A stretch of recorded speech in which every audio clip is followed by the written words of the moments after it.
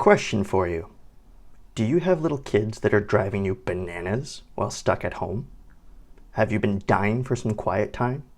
I may have a solution that you haven't tried yet. It's a game I like to call Little Ninjas. You see, when I was a martial arts instructor, the only way I could get my class of 8 to 10-year-olds to simmer down was to give them an incentive. It's salesmanship 101. What's in it for me? You see, the instructor that I replaced had a habit of starting the class with a game of dodgeball. So when these kids arrived to class, they were all fired up. Some of them were challenging each other, saying things like, "Oh, I'm gonna get you, you're dead." I'm telling you, it was like watching a little war brewing in their eyes. Sometimes one of them would just grab the dodgeball before class started and just start whipping people. I had to intervene. So then I would segue and say, let's start with another game. The winner of the game gets the dodgeball. Has anybody ever played Little Ninjas? Huh? They all looked at me puzzled and curious. So I'd explain. I'm going to sit down with the dodgeball in front of me. I'm going to cover my eyes with my hands, and whoever can sneak up on me like a little ninja and grab that ball before I do, wins. So they'd scatter around the room, I'd sit down, close my eyes, and sure enough, some of them would sprint for that ball, think they could outspeed me as if. As a consequence, they were not only eliminated from playing Little Ninjas, they would have to sit out the first round of dodgeball. They never tried it again.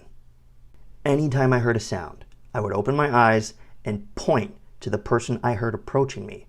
They were amazed at how sharp my ears were, and they couldn't figure it out until I told them, it's your footsteps and your uniform. Once they understood this, they really got good at being quiet.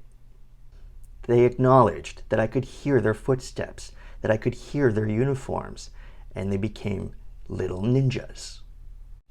Parents watching the class were amazed that they couldn't hear a thing. At the end of the class, I figured I'd do the parents a solid favor, and I gave these students, these little kids, an incentive to practice at home. Sure enough, a few parents approached me saying that their kids started sneaking up on them at home. Apparently, they wanted to become the best ninja so they could start the dodgeball game at the dojo.